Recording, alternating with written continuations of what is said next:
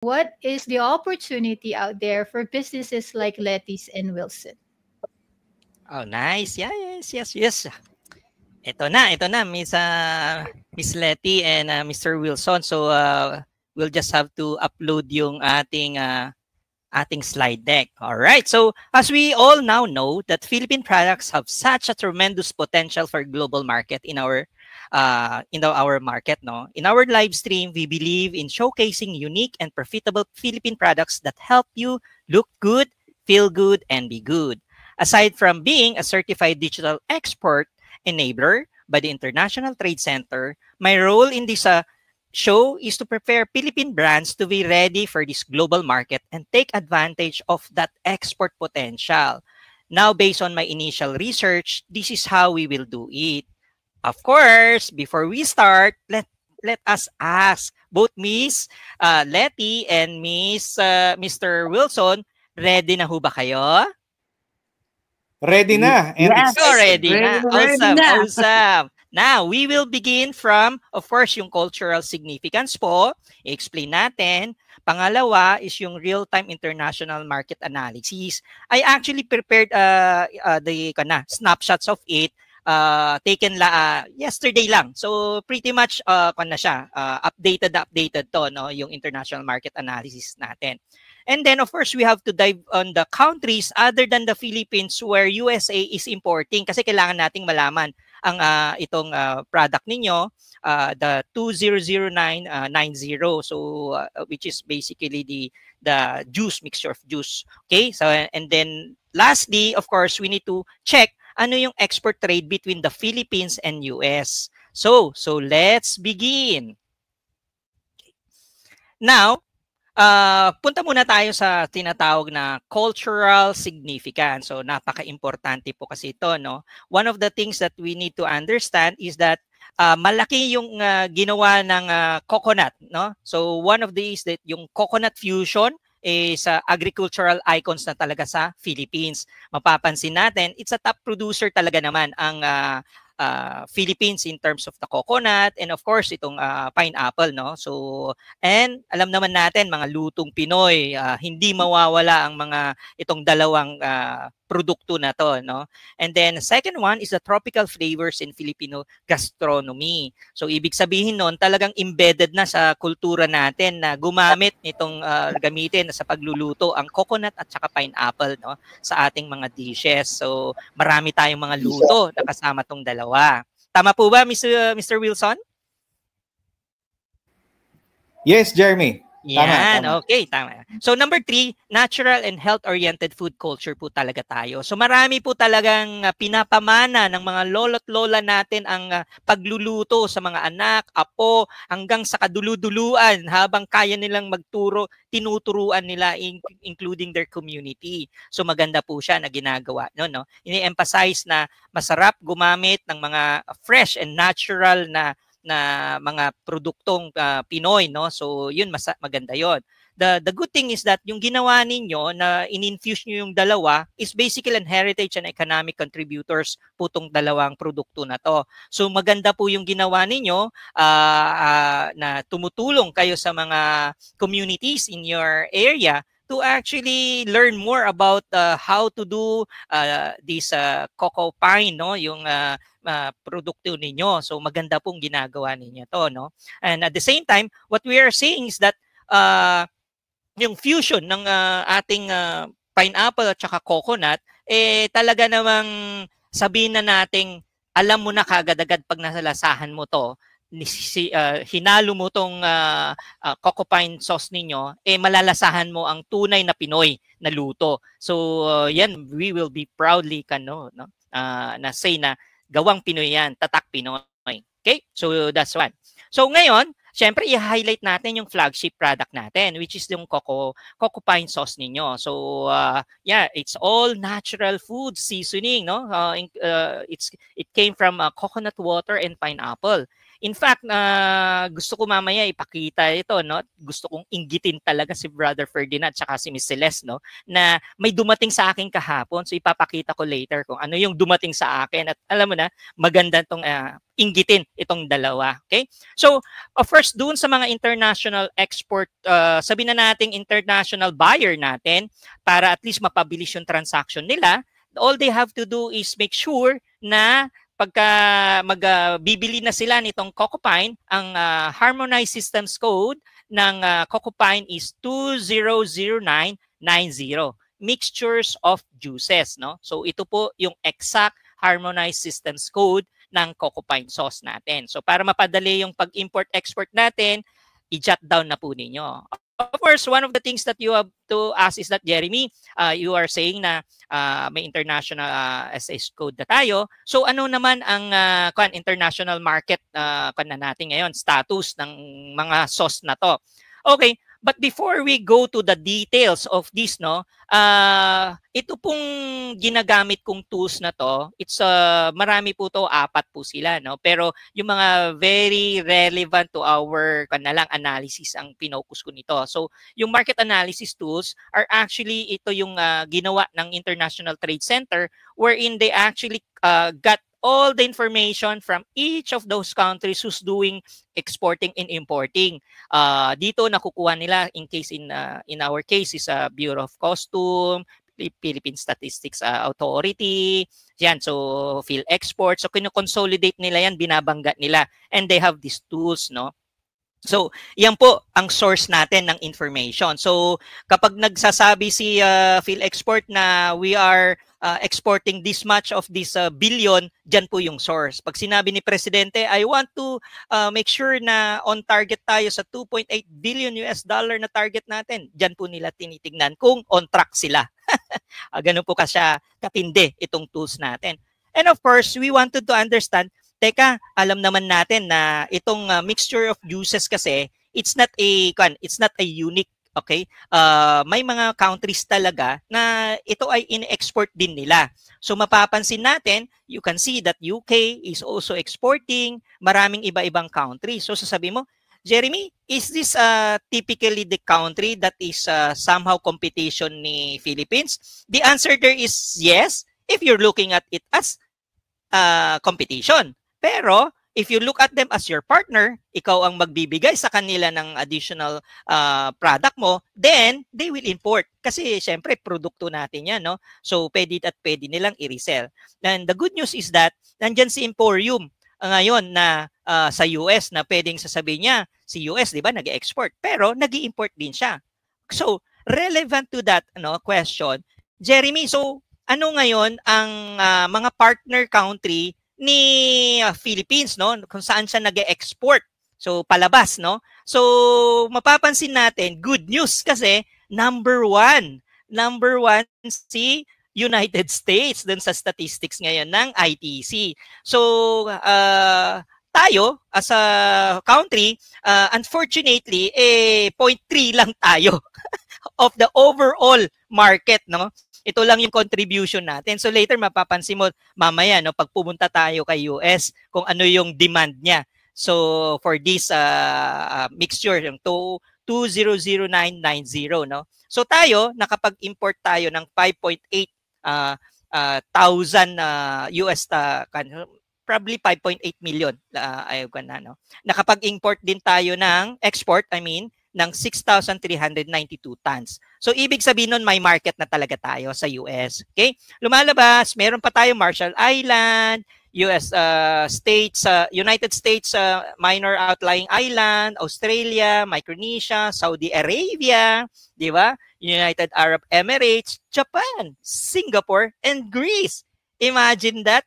Maliban sa USA, pwede pa tayong mag-export sa itong mga countries na to, itong produkto ninyo. So malaki ang potential talaga. Imagine mo, Miss Letty, di ba? Mapapansin mo, 0.3 lang yung ating contribution sa worldwide. Anong ibig sabihin nun, Jeremy? Di unlit pala ng Philippines.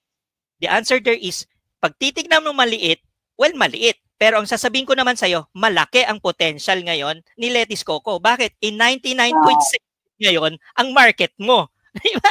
You can actually eat the 99.7. Di ba? On the other side, export lang tayo ng export. Yan ang magiging mangyayari ngayon sa atin. No? So ngayon, Jeremy, now focus on, pupunta na tayo ngayon sa US. Siyempre, kailangan nating malaman na sino-sino mga bansa ang kinukuhanan ni US ng mixture na to, itong Harmonized Systems Code 200990.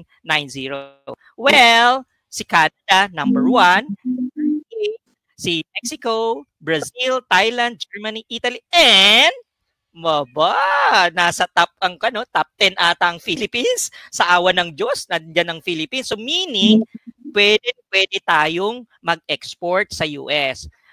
Sasabihin lang naman natin na ang kailangan ni US is around, konti lang kailangan nila, lumalabas mga 61,273 cubic meter. More or less, mga 6,000 tons din ang kailangan nila.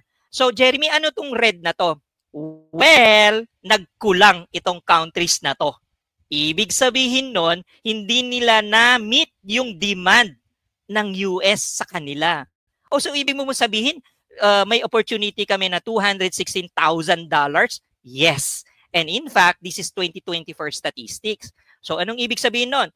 Lumalaki yung market talaga ng produkto mo na to. So, imagine next year, papasok ka, or this year, papasok ka as export, then maganda na pumasok ka na as early as now. O, diba, Mr. Wilson? Okay ba yun? Is it a challenge na dapat hindi na red ang Philippines diyan, kundi blue na rin siya? We are always meeting yung US demand. Kaya po ba, Mr. Wilson? Kakayanin. Kakayanin.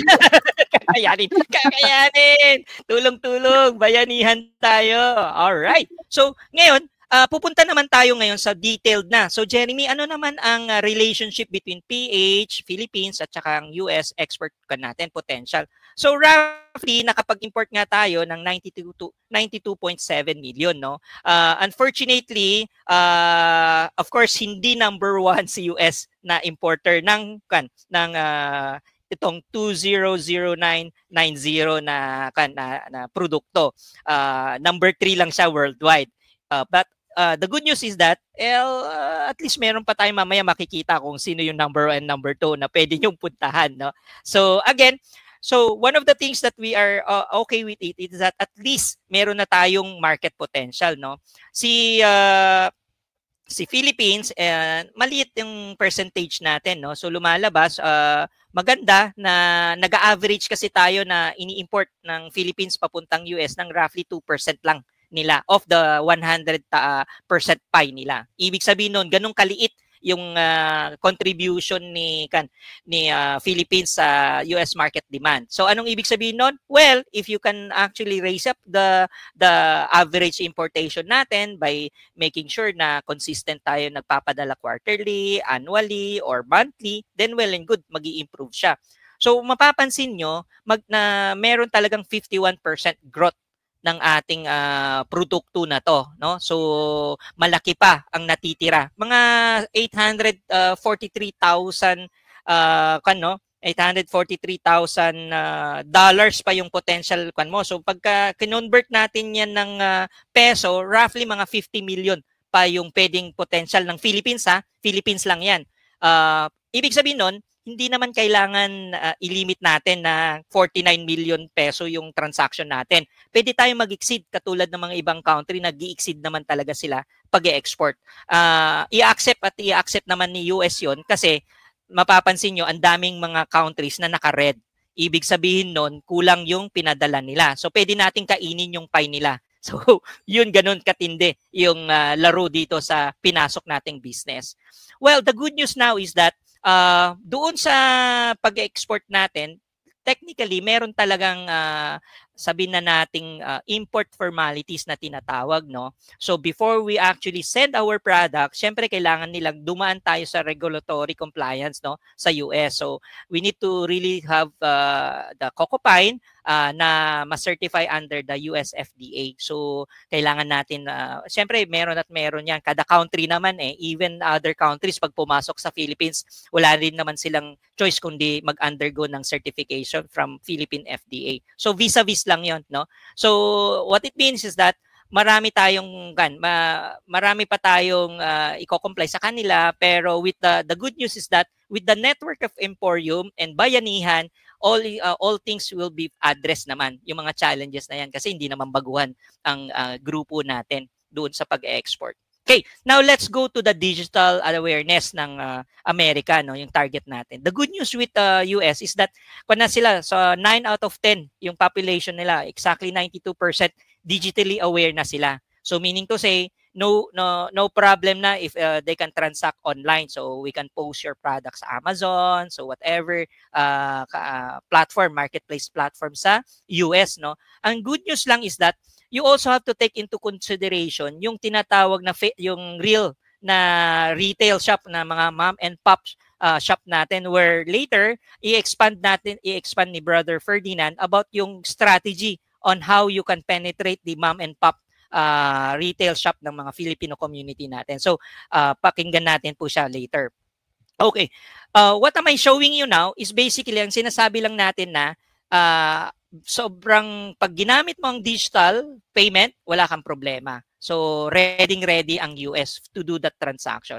Now, Jeremy, recently may naglalabas ngayon si President Trump ng all about this trade agreement na may mga something to do with tataas, ibababa yung kanano. So yesterday when I took this snapshot, lumalabas na nasa 4.22 talaga yung average na tariff. By default, hindi po siya nag-change. Okay? Default, yan na po siya talaga doon pa. Ibig sabihin nun, hindi siya umakyat. Okay? So, as of now, if we were going to export, may tariff talaga yung produkto natin. So, sasabihin mo, Jeremy, ano yung ibig sabihin ng MFN? So, basically, ibig sabihin po nun is most favored nation. So, come to think of it, lahat ng mga countries that nag-sign up ng mga free trade agreement promises to treat all their trading partners equally. Okay? So, all the countries that get this specific tariff, ibang country, ganyan din yung tariff ng produkto na yon. So, lahat equal yung sharing, fair sharing, parang, of course, the usual, parang good friends as a partner trader, no? So, ganun po ang ibig sabihin nun. So, mapapansin natin, ngayon, Jeremy, what if pwede pa akong humanap na mas mababa yung tariff? Pwede naman, wala namang problema. And in fact, if you really want to go, meron ka talagang isa pang malaking market na pupunta, na pwedeng puntahan. Pwede kang pumunta kay China, pwede kang pumunta kay Japan, Singapore, Canada, and UK. So, in other words, pwedeng mag-concentrate muna tayo kay US. Once na natin, napalaki na natin yung market sa US, you can actually go to the other countries like China, Japan. Of course, yung mga ibang country dyan na non-English speaking, we really have to adjust yung labeling ng produkto kasi meron silang tinatawag na import formalities wherein kailangan mong i-design yung label mo na naka-Japanese character kung pupunta tayo sa Japan, China, Chinese character. So, no choice ka kundi talagang ibahin mo yung packaging mo. And of course, wag mong kakalimutan na baka naunahan ka ng i-register yung lettuce coco, baka may lettuce coco na sa China, hindi na tayo makapasok. So, those are the things na kailangan nating tignan with trade IPO field kung meron na bang naka-register sa China na lettuce coco, things like that. So, yun, basically, that's about it.